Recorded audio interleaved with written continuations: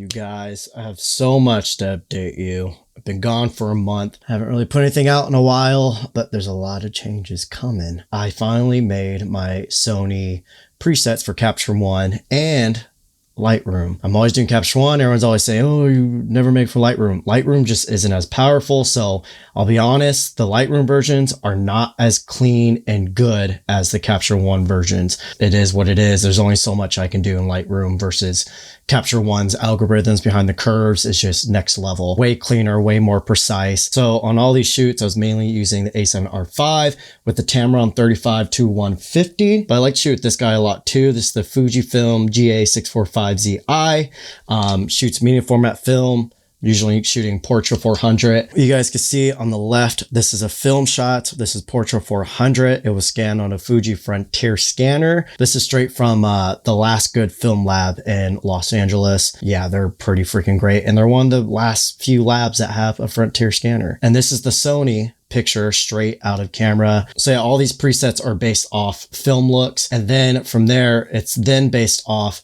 how I usually like to edit my film. So you see that's a film shot right there with my edit on there. So that will be the other ones in the same preset pack. So I got a little pretentious with the naming scheme. You see we have Coyote, Roadrunner, and Redtail. I'm sorry / not sorry. So you see right when we go to the Coyote film base, it pretty much matches the contrast to that Portra 400 in the Frontier scanner. When we go to the next one, just kind of steps it up a little bit and it starts kind of toning the photos a little bit more to a film look. So if you're someone that just wants to start with a good base, these are great. The Roadrunner film base just takes it up another notch, just really gives you that really like contrasty highlight roll off type look. So this is usually the one that I go for if I'm just going to go in and do like a edit on top of it. And then the Roadrunner film base plus, the plus is basically if you're pushing film, you get more of a contrasty look. That's basically what it's doing. Then we get into the Redtail ones. This is where I start making it look like the film edits that I do on top of the film scans and everything. So we have the Redtail film base 1, then we push it up a notch, and then we push it up another notch. So a lot of the times, this one is just like a one click. I'll go in, adjust my exposure, adjust my tint, maybe play with the highlights or shadows. I personally don't like pushing. I know a lot of people just like pumping the highlights and shadows and just recovering everything. But if you see on this film shot, the highlights roll off, but they still kind of are almost at their peaking limit. So it looks more natural. I don't think a lot of people realize that's kind of what film is doing. But yeah, I usually like lowering the exposure, then bring up the brightness. Brightness on Capture One just gives it a little bit more of a natural look. We'll cool it off a little bit here. And there you go. Let's put it next to my edited film shot. Honestly made that film edit a little bit too crunchy. Like that's way better, just bumping that up. But you can see how close those are. So now that you guys know how I designed all of them, let's just go over some photos here. Let's go to this one. This photo right here got a lot of attention on Instagram.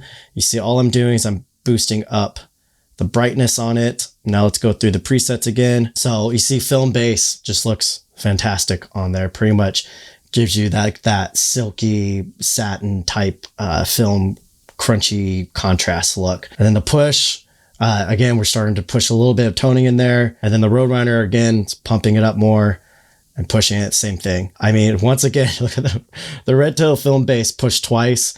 I mean, that's all I pretty much would need. But what we're going to do is I'll start with the film base and I'll show you if you want it more of a natural look and if you want to do your own edit, what you can do with this. So that's straight out camera and then my film base. So you can just go in here, three-way color wheel, just typical what my usual is. And you see from there where you can just recover the whites a little bit. They're going a little bit magenta. That's what Portra kind of does. Portra gives you these golden skin tones. And when you scan on the Frontier, you do lab prints, they kind of, there's like this beautiful magenta that's mixed into there. But say if you didn't like that purple sky, we go to advance here. We just grab that color, kind of pump it up a little bit. And then we could just push the hue over and there you go.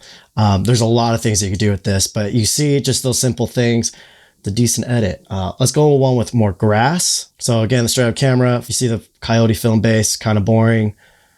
Push, still a little bit boring. Roadrunner kind of adds a little more punch.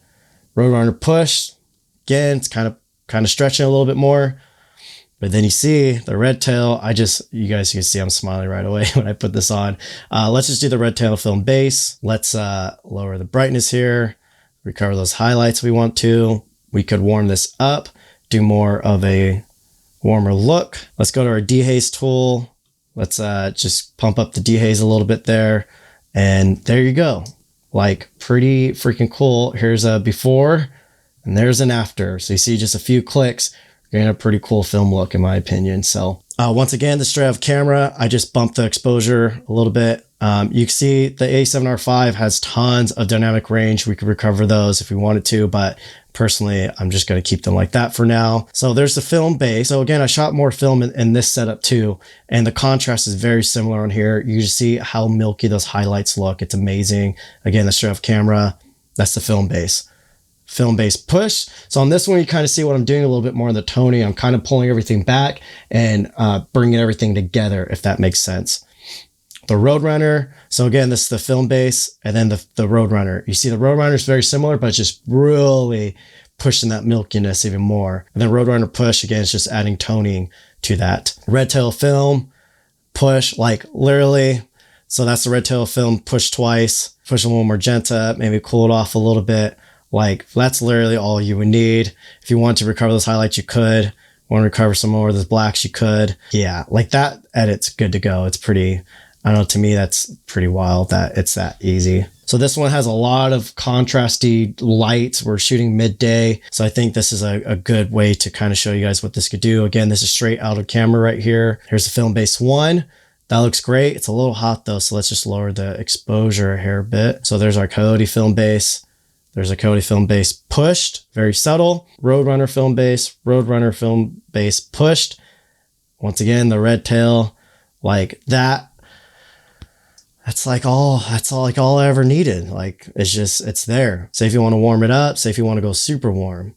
Like, I think that's kind of cool. We go to our dehaze. Let's just play with this.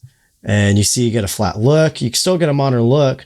See, once you do that dehaze, it kind of just softens it a little bit, but you can also go the other way and punch it up more. So no presets, really a one click, one shot, one done kind of thing. You should always go in and adjust it. Obviously, this is very based off the film looks that I do. I would love if you guys just went through and kind of figured out what I was doing and apply that to your own look.